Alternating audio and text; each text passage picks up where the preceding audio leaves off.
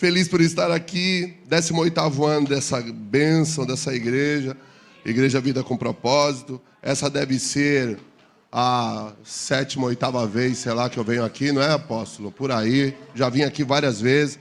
Quem aqui me conhece já, diga amém. Aí, tá vendo? Bastante gente me conhece. Tem um atrasado ali, ô Léo. Feliz por estar aqui, 18 anos. Não vou me arriscar no hebraico, não vou me arriscar no grego, porque amanhã vai vir um cabo aí que sabe falar hebraico e grego, então não vou nem me arriscar hoje para falar o significado do 18. Eu tenho certeza que ele vai fazer isso. Tenho certeza. Conheço. Quem vai ministrar amanhã é homem de Deus, homem na unção do Espírito Santo. Ele vai falar sobre isso. Vou falar do 18 no Brasil, né? 18 no Brasil é emancipação, 18 no Brasil é independência. Irmãos, está chegando um tempo de independência nesse lugar. Que a única dependência será do Espírito Santo. Irmão, ninguém será dependente de remédios aqui. Só quem crê em milagres, diga alguma coisa aí a Jesus. Aleluia. Glória a Deus, glória a Jesus. Então é tempo de autoridade, de unção, de poder, tudo isso liberado sobre a igreja do Senhor em o nome de Jesus Cristo. Então, chegou um tempo glorioso, a igreja Vida com Propósito está se tornando maior de idade, olha, né? Nossos filhos, quando fazem 18, para nós são só meninos ainda, né? Meu Deus do céu. Por isso que em Israel a maioridade começa com 30. Mas aqui, graças a Deus, pela igreja pelo menos, que com 18 já alcança essa autoridade, esse poder, essa unção, essa maturidade. Vida com Propósito é uma igreja madura, uma igreja abençoada, uma igreja onde os seus líderes sabem para onde estão indo, glória a Deus. Isso é maturidade, irmãos, isso é maturidade, isso é lindo. Eu quero que vocês abram as Bíblias, não vou ficar enrolando vocês não aqui. Hebreus capítulo 2, nós vamos ler versículos de número 3 e o 4. Hebreus 2, versículos 3 e o 4, em o nome de Jesus. Conforme você for encontrando, aí vai dando glória para Jesus, vai. Quando todo mundo der glória, eu entendo que eu posso ler. 10, 13, 14. Só quem já encontrou, diga glória. Aí, então vamos ler. Hebreus capítulo 2, versículos 3 e o 4 diz assim: como escaparemos se negligenciarmos tão grande salvação?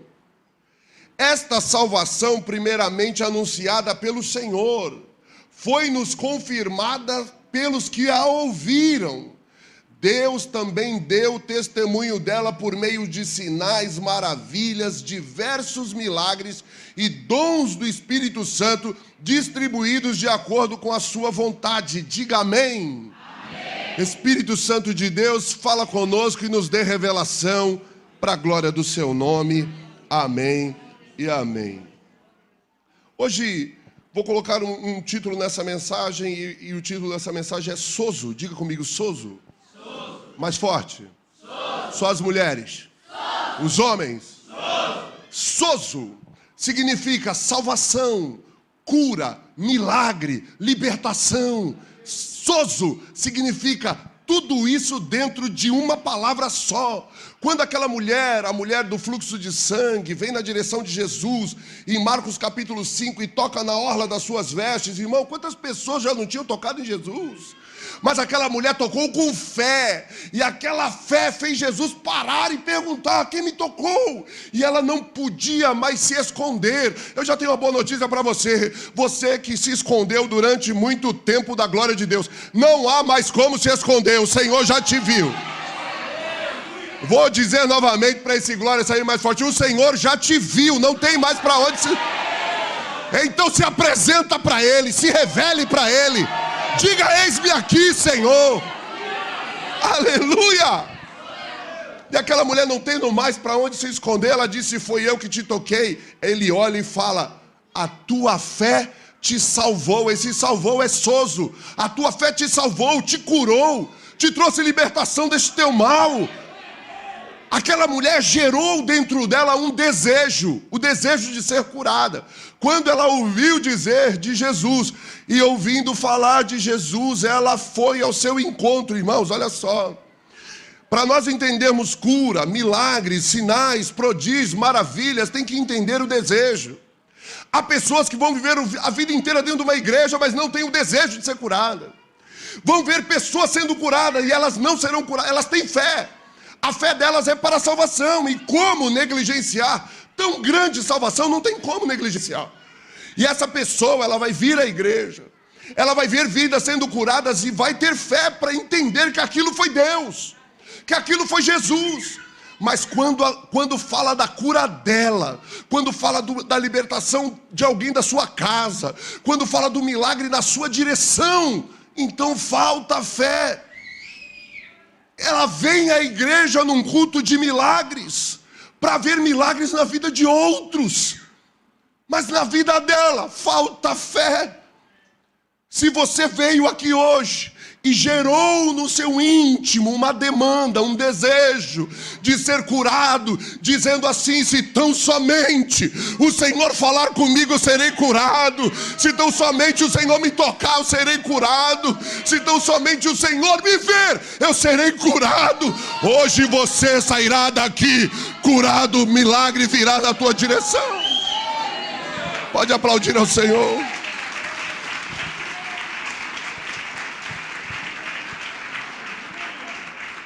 Para entendermos o milagre, nós temos que entender que o milagre, ele é poderoso. E existe algo chamado sincronia para o milagre. Existe uma sincronia, a sincronia do milagre. Há pessoas que o milagre é uma cura. A cura de um câncer. Às vezes, há pessoas que o milagre é uma libertação. A libertação de uma dependência química é um milagre. Mas há outros que o milagre é uma provisão. Quando o Senhor responder a sua oração, trazendo a provisão na sua direção, é um milagre. Quem não lembra, por exemplo, de Jesus dizendo: lança a rede do lado direito para Pedro? Quando o Senhor fala para Pedro: Pedro, lança a rede de novo, ele fala: Senhor, eu pesquei a noite inteira. Ele fala: mas lança de novo. Debaixo da tua palavra eu lançarei. No mesmo momento que o Senhor está dizendo para Pedro assim: ó, lança a tua rede, ele deu uma ordem aos peixes para que os peixes viessem em direção da rede. Havia uma sincronia. Pedro está conversando e os peixes estão vindo. Pedro está falando e o milagre está acontecendo. Quem não lembra? Quem não lembra de Abraão subindo a montanha com o moço Isaque?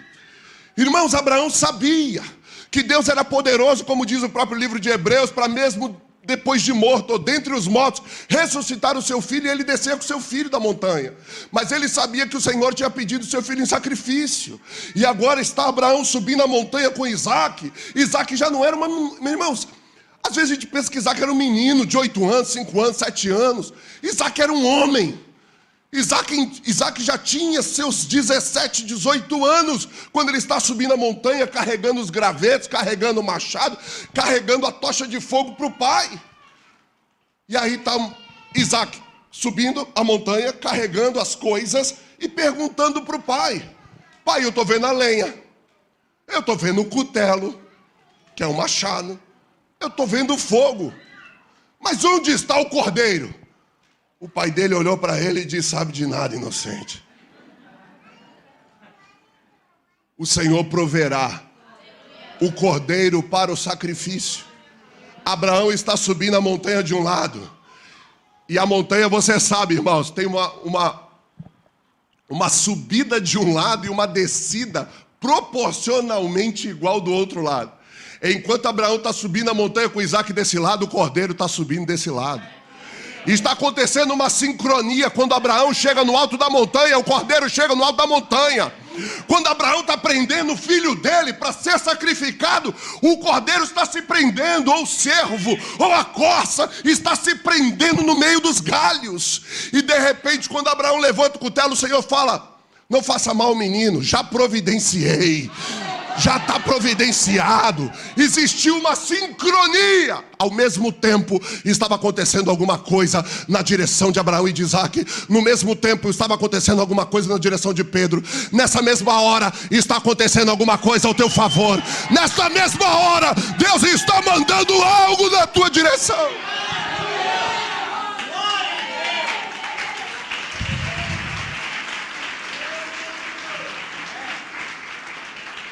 Talvez você possa dizer assim: apóstolo, que eu oro, eu já oro há muito tempo. Muito bem, querida. E por que ainda não aconteceu? Porque você vem para a igreja, como todo mundo que vai à igreja, para louvar a Deus, glórias ao Senhor, para engrandecer o seu nome, glórias a Jesus, para ouvir a palavra e ser fortalecido, graças a Deus. Mas se você saísse da sua casa dizendo: hoje eu não saio daquele lugar enquanto o meu milagre não acontecer. Hoje eu não saio daquele lugar, Senhor, enquanto o Senhor não me tocar. Deus, eu não vou embora para minha casa do mesmo jeito. Eu só vou embora para minha casa curado. Nem que eu tenha que morar na igreja, eu só saio de lá curado. Quando você entra por essa porta, o milagre já está te esperando. Vou repetir, há uma sincronia de milagres hoje. A tua oração, irmão, está sendo no mesmo tempo que você está aqui adorando. O Senhor está mandando aquilo que você tem procurado. Glória a Deus. Por que nem todo mundo é curado, então, na igreja, apóstolo? Porque é uma igreja apostólica. Nós lemos aqui, em Hebreus capítulo de número 2, que o Senhor, esta salvação primeiramente foi anunciada pelo Senhor, por Jesus. Mas essa salvação teve continuidade. Foi nos confirmada pelos que a ouviram. Quem já ouviu a palavra de Jesus aqui, diga eu. Isso. Então primeiro foram os 12, depois para quem os 12 pregaram, depois foi chegando aos demais, até os confins da terra e chegou ao Guarujá. Chegou até nossas vidas. A palavra de Jesus chegou ao meu ouvido, glória a Deus ou não? Então a salvação foi confirmada pelos que a ouviram, por quem ouviu a palavra, por quem ouviu o Senhor através do Espírito Santo. E aí continua dizendo, testemunho dela, Deus também deu testemunho dela por meio de sinais, diga comigo, sinais, maravilhas, diversos milagres e dons do Espírito Santo. Fraco, morreu os dons do Espírito Santo, diga dons do Espírito Santo. Esses dias eu estava ministrando lá na igreja, eu fiz uma pergunta para o pessoal dizendo: os dons do Espírito Santo é para toda a igreja?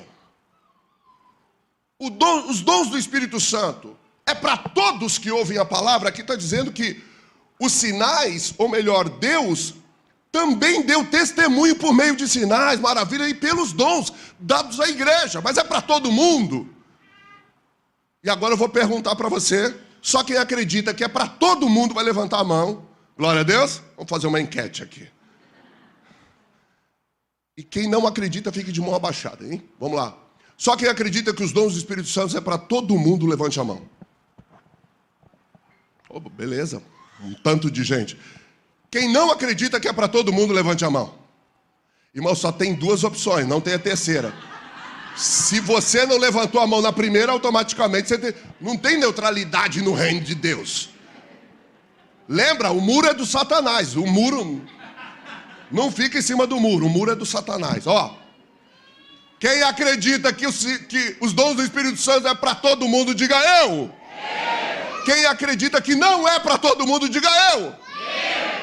Aumentou o número de quem não acredita, você viu? O muro é de Satanás, pensa eu que não vou ficar no muro. E eu vou lhe dizer, os dons do Espírito Santo é para todo mundo que quer o dom. Se você desejar o dom é para você. Se você quiser o dom é para você. Quais são os dons? Está escrito lá, irmão, 1 Coríntios capítulo de número 12, fala dos dons do Espírito. Os dons do Espírito Santo é para você. Inclusive, dentre os dons estão a fé, está o falar em línguas. Entre os dons estão os dons de curar. Dons de curar, não é dom de curar. São dons. Porque é possível que alguém ore por alguém que levante da cadeira de rodas e essa mesma pessoa ore por alguém que é cego e o cego não enxergue. Porque há diversidade nos dons de curar. Mas nós precisamos entender que, primeiro, Os dons do Espírito Santo estão liberados para todos que desejarem. Por isso que essa demanda, tanto para ser curado, quanto para receber um dom, tem que ser gerado dentro de nós.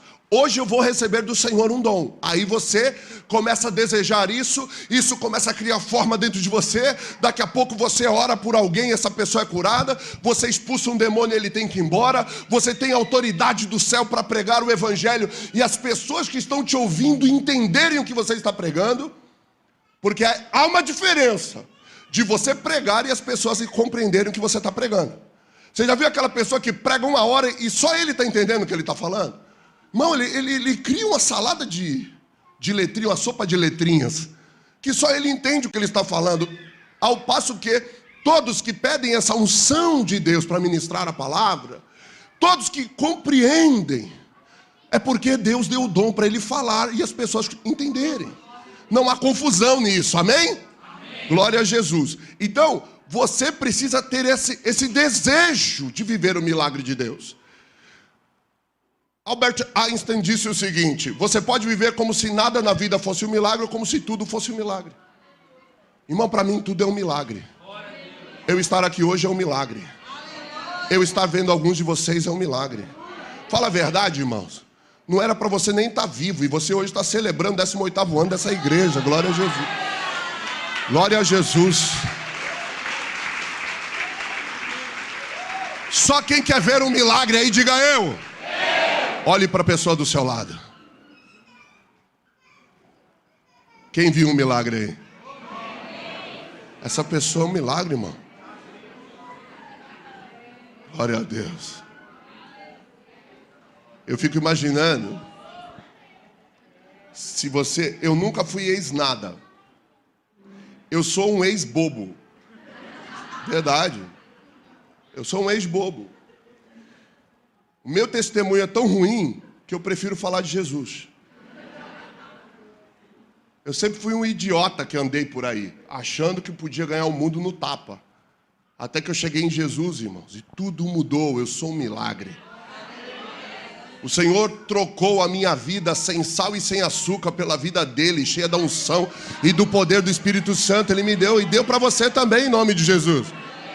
Tem gente que fala assim: Senhor, eu não tenho nenhum testemunho. Não fica pedindo não, irmão. Porque tem gente que fica pedindo testemunho, daqui a pouco é livre da morte, só Deus tira ele do meio de um acidente que alguém diz assim: era impossível sair daí com vida. Aí você: agora eu tenho um testemunho. Está repreendido, hein? Você tem o testemunho de Jesus para falar, amém? Pronto, Jesus já te deu o testemunho. Compreenda isso então. Curas também não é para todo mundo. Mas hoje eu vou deixar você aqui. Hoje eu vou falar de coisas que talvez você já tenha ouvido dizer, mas que vai abrir um pouco sua mente em alguns detalhes. Cura não é para todo mundo. A cura é para quem deseja a cura. Se eu disser para você que tem gente que não quer ser curado. Se eu disser para você que mais de 50% da igreja doente não quer ser curada. Por quê? Porque a pessoa doente, ela tem alguns benefícios familiares. Não vou nem falar de financeiro agora, mas ela tem benefícios familiares. Essa pessoa doente tem os seus filhos à volta dela. Meu Deus, preciso ver a mãe. Oh, meu Deus, preciso ver meu pai, preciso ajudá-lo. Ao passo que, se essa pessoa for curada, ele não terá mais ajuda de ninguém. Então ele não vai ser mais paparicado, ele prefere ficar doente, ele não quer ser curado. Há outros, e aí o número já aumenta de 50%, já vai para 90%, que se ele receber um benefício, e o benefício for um benefício considerável, irmão, se for um prato de sopa, como era chamado antigamente o benefício para uma pessoa doente, o prato de sopa, tem gente que já não quer largar a doença. Ele vem para a igreja e num culto de oração, na oração da cura, ele fala: Senhor, tira só a dor, mas deixa eu doente. Porque se eu for curado, eu perco. O governo não me paga. Se for um benefício, sabe, de um conceito assim, algo mais volumoso do que um salário mínimo, aí que o cara quer ficar doente mesmo. E se ele chegar até no dia do INSS, o cara é crente, irmãos, cheio de fé para salvação, no dia do INSS ele para perto de alguém e fala assim: e aí, irmão, o que você tem? Aí o cara fala: rapaz, tô com uma úlcera, uma gastrite, O buraco no estômago está desse tamanho. Ele fala, isso não é nada, rapaz. Estou todo estourado aqui por dentro, 3 hérnias de disco, não consigo nem levantar. O cara fala, eu tô com a rótula complicada, eu tô com o meu tornozelo distorcido, tá moído o osso. Aí ele fala, não, você não sabe, 3 pontes de safena. O cara, e eu que tive 2 AVC? Vira um campeonato de desgraça! E ninguém quer perder o benefício. Aí você pergunta por que as pessoas não são curadas no dia de hoje. Porque muitos não querem. Alguns têm benefícios emocionais. Outros têm benefícios financeiros. Essa turma não quer ser curada. E eu vou mostrar para você, porque a Bíblia fala no livro de Marcos, capítulo 10, a partir do versículo 46, eu não vou ter tempo para você ficar, para eu abrir versos, mas você pode anotar. Marcos 10, do 46 ao 52, vai contar a história do cego de Jericó. O cego de Jericó, quando Jesus passa por ele, ele começa a gritar. Jesus, filho de Davi, tem misericórdia de mim. Quem lembra disso, diga eu. Aí Jesus para, porque ele estava gritando muito, e aí ele diz assim, manda chamá-lo. Quando os discípulos vão chamá-lo, a primeira coisa que ele faz é levantar e jogar a sua capa fora. Ele solta a sua capa, a Bíblia diz, e soltando ele a sua capa foi ao encontro de Jesus. Naquela época, Roma proibia os seres humanos de mendigar. Era proibido. A não ser que passasse por um médico romano ou credenciado por Roma para atestar que de fato aquele homem tinha um problema de saúde. Por quê? Porque naquela época já existia pilantragem de alguém que gostava de mendigar sem ter problema. Eu não sei se você conhece alguém hoje que pede no farol, mas que recebe benefício também do governo. Outro dia eu passei com a minha esposa e falei, para esse eu não dou, porque eu já fiz uma oração dizendo ao Senhor, meu Deus, assim como todo homem de Israel, quando alguém pedir uma esmola, ele dá, porque ele tem obrigação de dar, todo judeu ele entrega uma esmola para todos que pedirem, que eu seja assim também, porque o segredo da vida abundante é aquilo que você entrega, não o que você recebe, mas o que você doa. Todo abundante tem prazer em entregar. E todo escasso tem prazer em reter. Quando você for num restaurante e sentar junto com outros casais, e de repente tem um cara que fala assim, ó, os 10% do garçom eu não dou. Nunca mais saia para jantar com esse porque ele é escasso. Olha aí o apóstolo Caetano aí respondendo. Minha neta quase caindo. Pensei que o apóstolo Caetano ia dizer, fala mesmo, Jesus. Porque ele é escasso. Então ele não dá. O garçom serviu, irmão. O cara às vezes foi educado, porque às vezes ele está com problema na casa dele, mas ele foi gentil, ele foi sorridente, ele colocou ali um prato excelente para você, uma pizza legal e tal, de repente, 10%, esse daí eu não saio para jantar nunca mais. Além de você entregar os 10%, deu uma gorjeta ainda, você é alguém abundante. E aprenda isso aí grave no seu coração. Se uma pessoa não dá 10% para o garçom, e ele for crente, olhe para ele e pergunte, e o dízimo você entrega ao Senhor? Porque se ele não entrega 10% para o garçom, tão pouco para o Senhor que ele não vê, ele vai entregar alguma coisa. O abundante, o abundante sempre tem o que entregar. E aí, o cego largou o documento, porque o documento de Roma não vinha numa carteirinha. O documento de Roma não estava no sistema romano. O documento de Roma era uma capa. E todos que tinham uma capa tinham autorização de esmolar, tinha autorização de pedir esmola. Então quando ele colocava aquela capa, ele estava dizendo, eu tenho um documento que me autoriza a pedir esmola onde quer que eu esteja em Jerusalém. E agora Jesus está passando por ali em Jericó, melhor dizendo, Jesus está passando por ali e aquele homem diz assim, eu não quero mais esse documento. Eu não quero mais ser cego.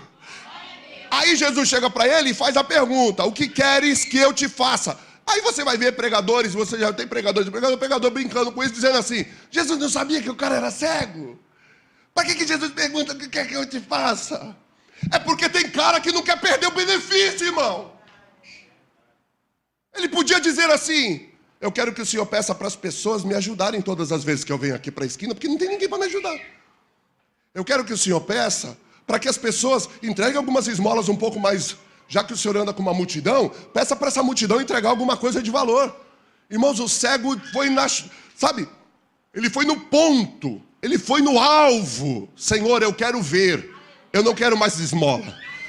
Eu quero lhe dizer, irmãos, que eu não sei qual é a sua situação espiritual, porque às vezes o ato de dependência é um ato espiritual. E como essa igreja está fazendo 18 anos e está proclamando a independência de todos os seus filhos, de qualquer pendência no mundo espiritual, você não será dependente de nada que venha desse mundo, só do Senhor. Dá glória para Jesus.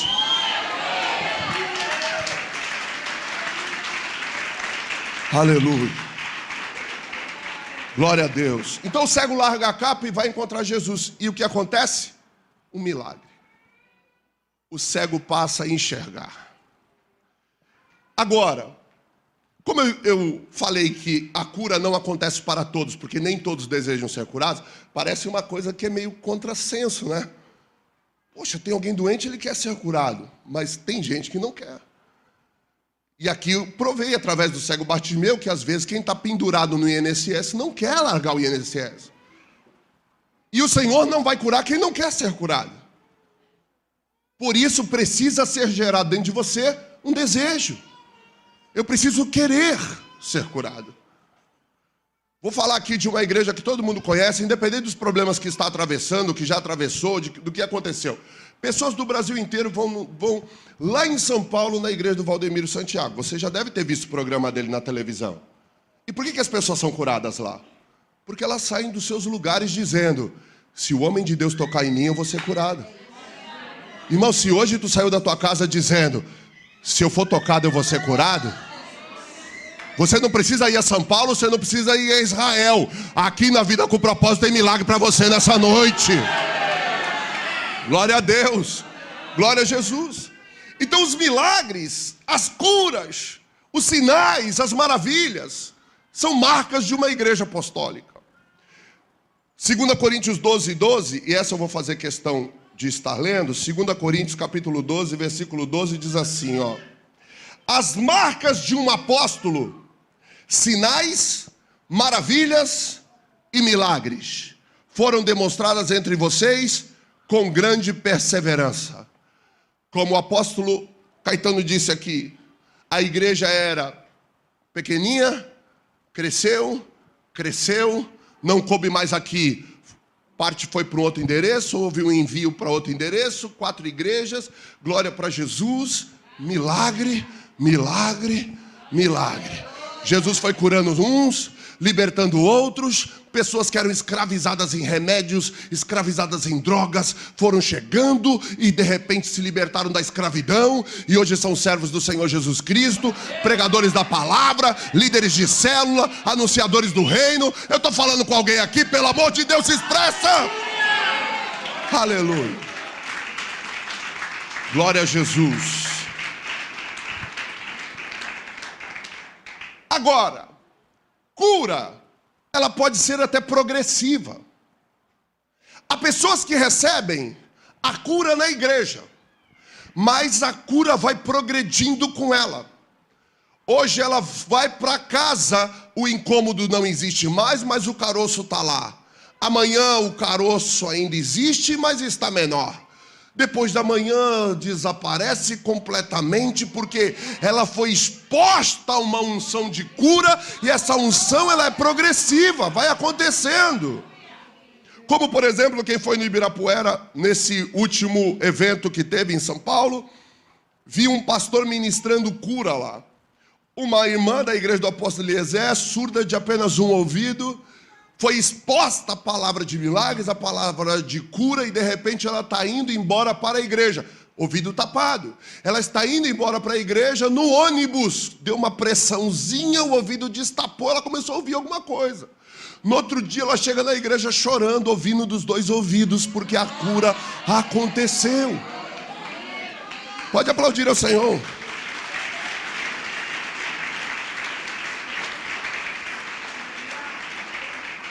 Agora, a cura pode ser progressiva.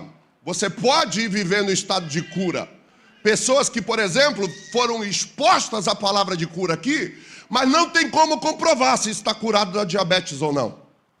Só que aí, vai passando, próxima consulta daqui a 15 dias, o médico vai ver os seus exames e não tem mais nada. Como assim não tem mais nada? Algo que aconteceu de forma progressiva. Diabetes, hipertensão, você não tem como comprovar, mas o teu médico vai atestar. Você está curado, você está de alta. Eu estou profetizando aqui em nome de Jesus. Tem gente que estará de alta depois dessa festividade. Glória a Deus. Glória a Jesus. Agora escute. Pode aplaudir, aplauda primeiro.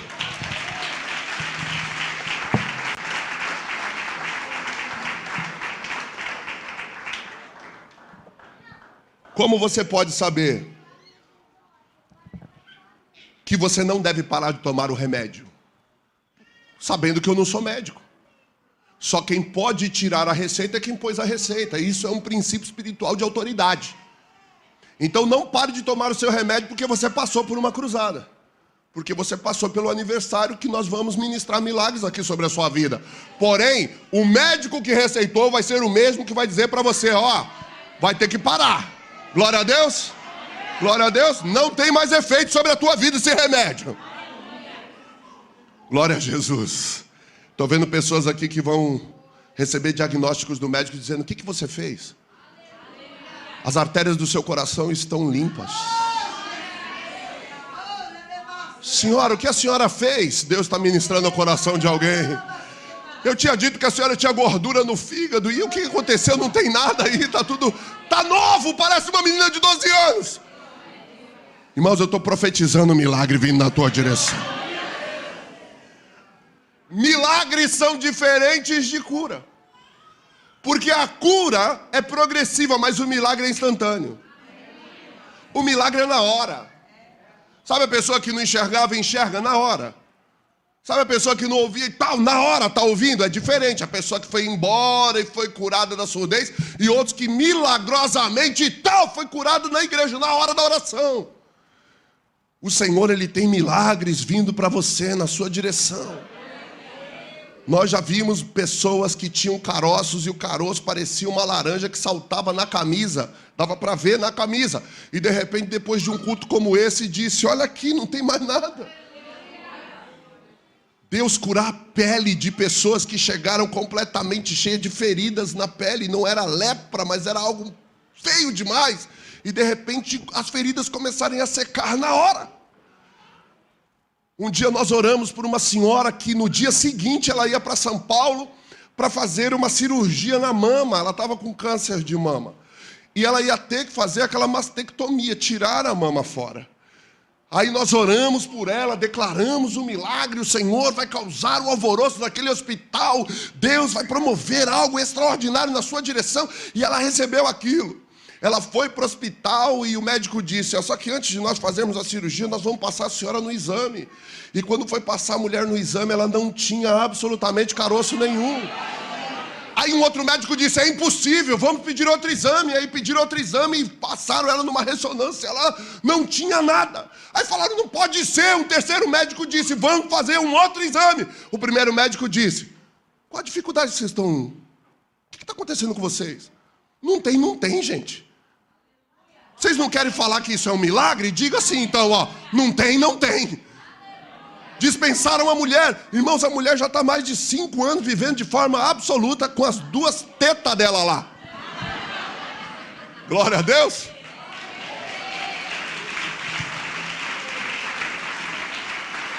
Só as mulheres levantem as mãos para o céu. Se você tem fé nessa noite, ninguém mexe nos teus peitos. Dá um glória para ele aí, aplauda ele bem lindo, bem forte. Aleluia. Então, parece um tabu falar peito, né? Como se... Ficou melhor do que teta. Glória a Deus. Curas são progressivas, milagres são instantâneos, mas os sinais são diferentes. Sinais, porque nós sempre vamos ouvir pessoas dizendo sinais, cura, maravilha, prodígio, milagre. Tudo bem, eu entendo milagre, eu entendo a cura, eu entendo até maravilhas, que eu já vou falar disso já. Mas e os sinais? Os sinais identificam o ministério. É a identidade do ministério, é o sinal. Deus vai dar sinais. Para quê? Para mostrar que Ele é Deus. Para mostrar que Ele é com essa igreja. Para mostrar para toda essa redondeza, para toda Vicente de Carvalho e Guarujá, que vida com propósito não está com 18 anos de brincadeira. É 18 anos promovendo o reino. Glória a Deus. E aí começam a acontecer sinais. Chegaram para Jesus e falaram para ele assim: Senhor, mostra-nos um sinal.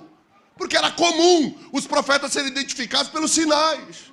Ele disse assim: eu não vos darei outro sinal senão do profeta Jonas. Ninguém entendeu nada. Ele estava falando de Jonas, que ficou 3 dias no ventre de um peixe, mas depois voltou. Ele estava falando que ele ficaria 3 dias no interior da terra, mas que ele voltaria, ele ressuscitaria. Era um sinal de que ele era de Deus. Então, quando você vê sinais acontecendo, o Senhor, ele opera sinais, porque eu estou pensando, por isso que eu fiz essa cara, porque eu vou entrar num assunto que pode ser polêmico aqui. Por exemplo, no livro de João, capítulo de número 5, é que eu fiz uma coxa de retalhos aqui, e eu estou costurando ela agora. João, capítulo de número 5, a partir do verso 2, vai falar que Jesus vai a um tanque, e esse tanque é o tanque de Betesda. Quem conhece essa história, diga amém. Amém. Glória a Deus. Vamos ler? Vamos ler comigo? Deixa eu ver que hora que é. 9h15. Meu Deus, apóstolo. Apóstolo Caetano me deu até 1h da manhã só para pregar, eu não vou conseguir. Tem gente batendo na perna dizendo: queria ir embora. Eu queria assistir Big Brother. Irmão, tu tá atrasado, só vai ter Big Brother agora, acho que é ano que vem. E tu é crente, né? Vamos lá. João, capítulo de número 5, a partir do versículo de número 2, diz assim, ó. Há em Jerusalém, perto da porta das ovelhas, um tanque que chamado em aramaico é Betesda. Tendo 5 entradas em volta, ou 5 alpendres, ele tinha 5 entradas, ali costumava ficar grande multidão de doentes e inválidos, cegos, mancos e paralíticos. Eles esperavam um movimento nas águas, e de vez em quando descia um anjo e agitava as águas. O primeiro que entrasse no tanque, depois de agitadas as águas, eram curadas, ou melhor, era curado de qualquer doença que tivesse. Um dos que estavam ali era paralítico, jazia 38 anos. Quando viu deitado e soube que ele vivia naquele estado tanto tempo, Jesus lhe perguntou: você quer ser curado? Disse o paralítico: Senhor, não tenho ninguém que me ajude. Então ele deu as desculpas todas dele, e Jesus vai dizer, no versículo 8, levanta-se, pega a tua maca e vai para a tua casa. Olha para mim agora. Em algumas traduções, de maneira errada, principalmente na Nova Versão Internacional, vai dizer que esse anjo é do Senhor. Volta para mim, por favor. Ô Felipe, cadê ele? No versículo que fala... versículo de número 4. Coloca para mim o 4. Porquanto descia um anjo em certo tempo ao tanque. Essa tradução é a correta.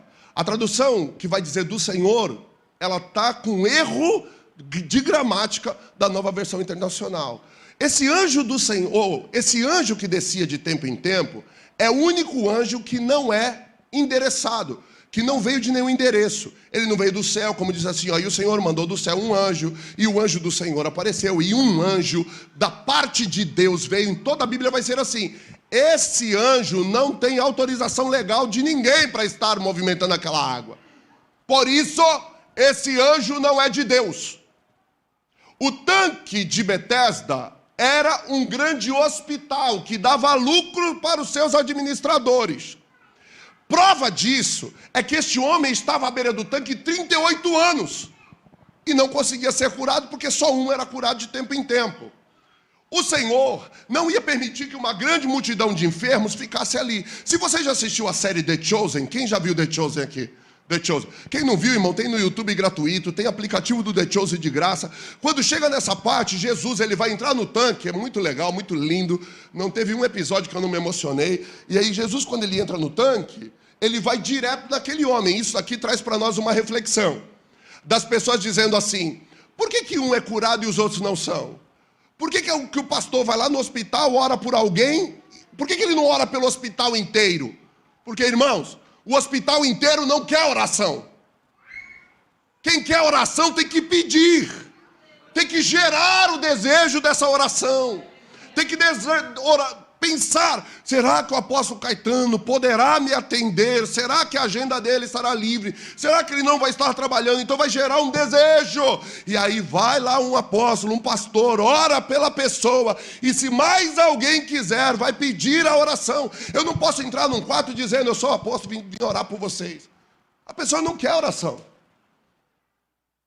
E aí eu não me esqueço que um dia, um filho pediu para eu ir no hospital para orar pelo pai dele, que estava com uma enfermidade grave, e ele queria que um milagre acontecesse na direção do pai, mas ele não falou com o pai. E eu cheguei no hospital, e quando eu cheguei lá, conhecia o homem, esse homem também me conhecia, e ele disse, ô pastor, filho da dona Mércia, conhecia eu desde menino. Ele falou, só que para aí na porta, desse jeito ele disse, para aí na porta. Se você veio falar do teu Jesus para mim e dizer que eu só vou ser curado se Jesus fizer um milagre na minha vida, pode voltar da porta para ir mesmo, pode ir embora. Aí eu olhei para o filho dele e falei, não tenho mais nada para fazer aqui, eu tenho que ir embora. E eu fui embora, porque tem gente que não quer oração, irmão. Então, Jesus ele passa, Betesda ali, a Bíblia fala uma multidão de enfermos, era um hospital, sim ou não? Aí, só o Léo respondeu. Era um hospital, sim ou não? Sim. Jesus passa por todos os enfermos e só vai naquele homem, irmão. Por que ele não livrou todo mundo que estava ali? Olha só. Existia um Deus grego, porque o Novo Testamento é todo escrito em grego, a não ser essa parte aqui, Betesda, que é em aramaico. Porém, o Novo Testamento ele é escrito em grego. Existia um Deus grego chamado Esculápio. Esculápio, a palavra esculacho deve ter vindo de esculápio, só pode ser. Ele era um deus grego que ele era o cara que lidava com cirurgias e com tudo relacionado à parte medicinal. E o deus cultuado em torno do tanque de Betesda era Esculápio. E o anjo, que não vinha da parte de Deus, descia na água de tempo em tempo. Eu vou te provar que esse anjo não é do Senhor. Eu sei que muitas vezes nós cantamos, e você cantou também, eu também cantei. Quanto tempo eu esperei, chegou a minha vez. Parece que aquele homem estava esperando 38 anos ali, porque Deus não queria curá-lo. E não é verdade. Aquele tanque virou um lugar de idolatria. Aquele tanque virou um lugar de adoração. Aquele tanque, quando o anjo descia ali, as pessoas adoravam ao anjo, reverenciavam ao anjo, esperavam pelo anjo. Não tinha nada a ver. E por que eu digo que esse anjo é do diabo? Porque a Bíblia fala no livro de Apocalipse que foi expulso do céu o diabo e seus anjos. Não fala seus demônios. E por que a Bíblia não fala demônio? Porque a Bíblia fala anjo. Porque foram expulsos os anjos do céu. E agora esse anjo que descia e mexia a água lá, não era da parte de Deus.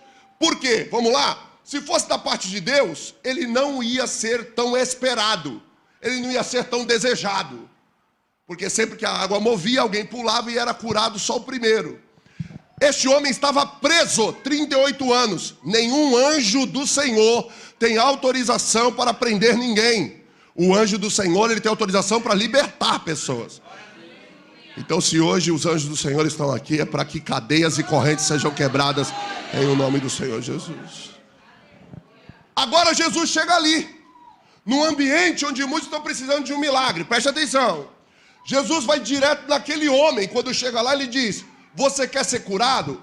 Aí acontece o inverso. Ele olha para Jesus e ao invés de falar sim, eu quero, ele dá uma desculpa. Senhor, sempre que as águas são mexidas, Vem outro e desce no meu lugar, não tem ninguém que me ajude a jogar lá. Você quer ser curado? Bom, eu quero ser curado, mas na verdade, eu vim aqui porque o meu filho, e eu estou buscando, porque meu filho está precisando de uma porta de emprego. Não, querido, para de desculpa. Para de desculpa. Você quer ser curado? Eu quero, mas na verdade eu estou buscando salvação do meu irmão. Não, está doente, eu quero ser curado? Sim, eu quero.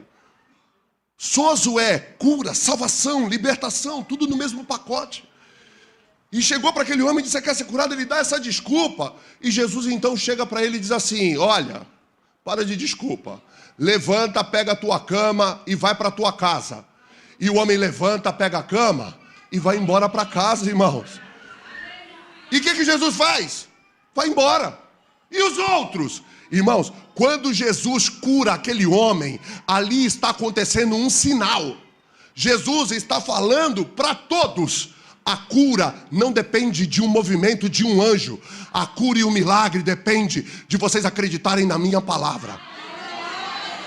Aí parece que eu estou novamente num contrassenso, que eu disse que quem quer ser curado precisa ir até Jesus. Precisa vir até a igreja, precisa desejar. Aquele homem não desejou, aquele homem não esperava por Jesus. Jesus foi ao encontro dele. Pergunte para mim, por quê? Por quê? Porque a intenção de Jesus era libertar todos aqueles que estavam ali. Então Jesus, através daquele milagre, opera um grande sinal. Imagina quantos enfermos que estavam ali dizendo: com uma palavra só esse homem foi curado? Ah, eu não fico mais aqui nesse tanque nem mais um dia. O esculápio que volte para o inferno. Eu vou atrás de Jesus. Me coloquem perto dele. Eu quero estar junto dele. Porque onde ele está tem cura. Onde ele está não falta pão. Onde ele está não falta peixe. Onde ele está não falta provisão. Onde ele está o milagre acontece. Jesus está aqui nessa noite. O milagre acontece aqui. Aleluia. Aleluia. Sinais, então, é para provar de forma pública a autoridade e o poder de Deus, que aquele lugar, que aquelas pessoas, que a unção apostólica está sobre uma vida de alguém. Então, sobre o lugar, sobre a geografia, em o nome do Senhor Jesus. Acredite no que eu vou lhe dizer. Se o Senhor colocou você junto da Igreja Vida com Propósito, é porque há um propósito de Deus para essa união. O Senhor está esperando você se levantar, está esperando você se mover, está esperando você agir. Mas para isso, cadeias vão ser quebradas durante estes dias. Vendas cairão durante estes dias, milagres acontecerão. E você se disporá a fazer tudo aquilo que o Senhor determinou. Você veio do céu com um propósito. O Senhor te enviou para a terra com um propósito, irmão. Você não nasceu para sofrer, não, filha. Tem gente, meu Deus, parece que eu nasci para sofrer. Não, não, não. Há pessoas que estão sofrendo porque ainda não encontraram o propósito da sua vida. Quando você parar de se esconder e dizer para Jesus: Senhor, eu aceito o propósito do para que eu vim para este mundo. Acabou o sofrimento. A virada de chave iniciou. Você está pronto para tomar posse de tudo aquilo que estava travado, que estava retido, que você não conseguia conquistar. Mudou, irmão, mudou tudo. Agora existe um propósito. Glória a Jesus. E aí, só para dar um psicológico em vocês, eu vou dizer para terminar, e vou falar mais meia hora. Para terminar, João 9, versículo 1. Põe para mim, por favor. João 9, 1. Então vamos ler do primeiro a seguir, que diz assim, ó. E passando Jesus viu um homem cego de nascença. Preste atenção nisso, irmão. Jesus passou e viu um homem cego de nascença. Vamos lá, 2. E os seus discípulos lhe perguntaram, dizendo: Rabi, ou mestre, quem pecou? Este ou seus pais, para que este nascesse cego? E Jesus respondeu: nem ele pecou, nem os seus pais. Mas foi assim para que se manifeste a obra de Deus, as obras de Deus. Convém que eu faça as obras daquele que me enviou. Enquanto é dia, a noite vem, quando ninguém pode trabalhar. Enquanto estou no mundo, eu sou a luz do mundo. Pode passar? Tendo dito isto, cuspiu na terra. E com a saliva fez um lodo e untou com o lodo os olhos do cego. Pode pôr o próximo. E disse-lhe, vai, lava-te no tanque de Siloé, que significa o enviado. Foi, pois, e lavou-se e voltou vendo. Dá glória a Deus? Eu vi o André Fernandes num corte. André Fernandes é um pastor que está lá nos Estados Unidos, ele dizendo que Jesus cuspiu na terra porque aquele homem não podia ver e ele, durante a vida inteira dele, ele ouviu pessoas cuspindo perto dele. E aí quando vem Jesus, que seria a solução do seu problema, ele escuta o mesmo barulho que ele estava cansado de escutar, porque alguém cego era alguém, segundo a cultura da época, maldito, desprezado por Deus, abandonado, e por isso eles cuspiam em sinal de nojo daquela pessoa que Deus não tinha compaixão dela, porque por algum motivo essa pessoa era cega, talvez por pecado dele ou dos seus pais. E quando ele escuta Jesus fazendo um som de que vai cuspir, na mente dele é, de novo isso? Vou ser humilhado de novo, vou passar por isso de novo. E aí Jesus cospe no chão, faz uma lama e passa no olho do homem. Só que aqui eu entro numa... Eu gosto de imaginar, eu entro num ponto de imaginação. Eu imagino que não é com um pouquinho só de cuspe que se faz lama para passar em 2 olhos. Deve ter sido bastante cuspe. Eu não acredito que Jesus deu uma cuspidinha assim, ó. E aí foi lá, fez um lodinho para passar em 2 olhos. Não, irmão. Não. Jesus deve...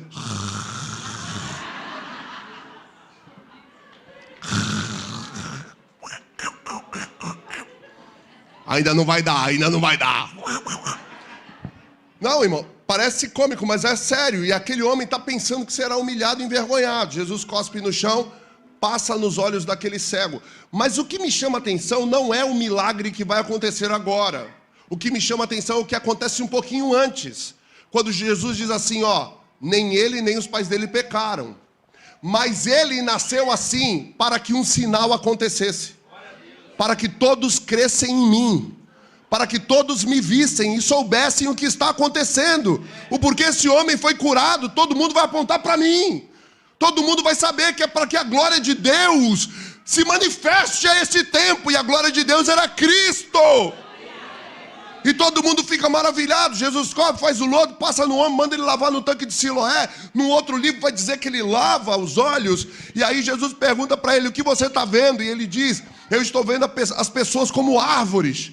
E Jesus vai dizer, lava de novo. E ele lava de novo. Por quê, irmãos? Porque tem gente que já está na igreja, tem gente que já está vendo a glória de Deus, mas que ainda enxerga as pessoas como árvores. Pensa que as pessoas não têm sentimento, pensa que as pessoas não têm coração, enxerga de forma dura, trata as pessoas de forma pesada. E Jesus diz, lava o olho de novo. Aí ele lava e diz, agora eu estou vendo as pessoas como pessoas. Aqui o Senhor ensina-nos dizendo, está na hora de nós enxergarmos as pessoas como pessoas. As pessoas têm problemas, as pessoas têm dificuldades, e nós precisamos chorar com os que choram, nós vamos nos alegrar com os que se alegram. Por quê? Porque quem estava chorando vai deixar de chorar, e quando chegar no tempo da festa, nós vamos estar festejando.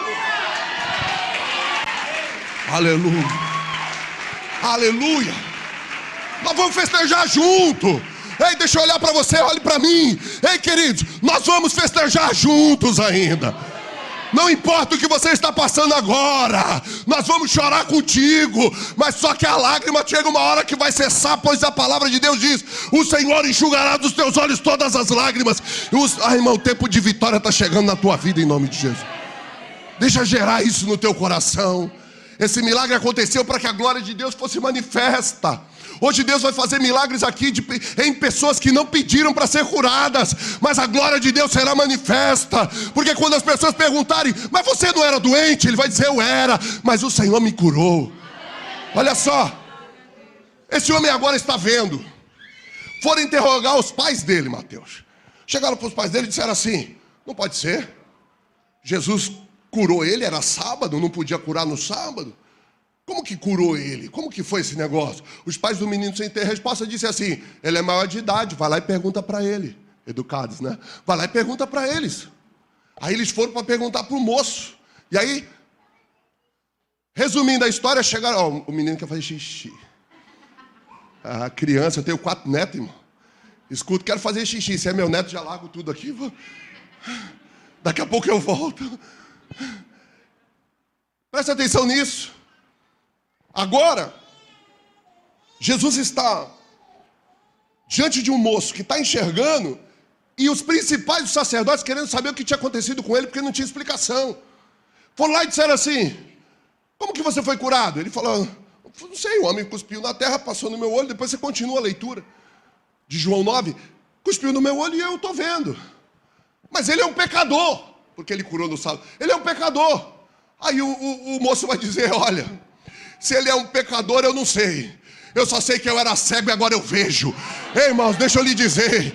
As pessoas vão questionar sempre, as pessoas sempre vão apontar defeitos da obra, e você vai poder dizer para eles assim: olha, o que eles fazem eu não sei, como é eu também não tenho resposta. O que eu sei é que eu era preso e sou liberto, eu era doente e estou curado. Glória a Deus. A minha família era cativa e hoje é liberta. Eu profetizo a tua família inteira vivendo a libertação de Jesus. Como assim? Explica para mim. Você fala: não tem explicação. Milagre não se explica. Milagre se vive. Quem crê nisso, diga eu. Então, irmão, gere agora essa expectativa. Gere agora esse desejo. Eu não sei isso que vai acontecer na sua vida. Maravilha, eu falei que eu ia dizer de maravilha, acabei de lembrar agora. O que é maravilha? Eu vi T.L. Osborne ministrar. Ele chegou a vir ao Brasil na década de 1900. Eu me converti em 94. Ele chegou a vir no Brasil em 99, mais ou menos. E T.L. Osborne era um homem muito usado em milagres. Eram coisas extraordinárias que aconteciam. Então ele tem vários livros ainda por aí, já é falecido, você pode procurar os livros de T.L. Osborne. E de repente, irmãos, esse homem, quando ele orava, pessoas que não é que não enxergavam, as pessoas não tinham o globo ocular. E de repente o globo ocular criava o espaço que era buraco, era preenchido por um olho. Ele ia orar. Não é que a pessoa tinha uma perna um pouquinho menor e a perna dele cresceu. Não, não era isso. A pessoa não tinha perna. E T.L. Osborne está ministrando a oração. E ele cantava e ministrava a oração. E começava a crescer a perna. Com ossos, com pelo na perna, com dedos e tudo. Isso cessou? Não, irmão. O que cessou foi o desejo de ver isso acontecer. O que cessou foi o desejo das pessoas dizerem: se tão somente eu tocar, se tão somente o Senhor me tocar nessa oração, nesse louvor, eu serei curado. Fique de pé em nome de Jesus. Fique de pé.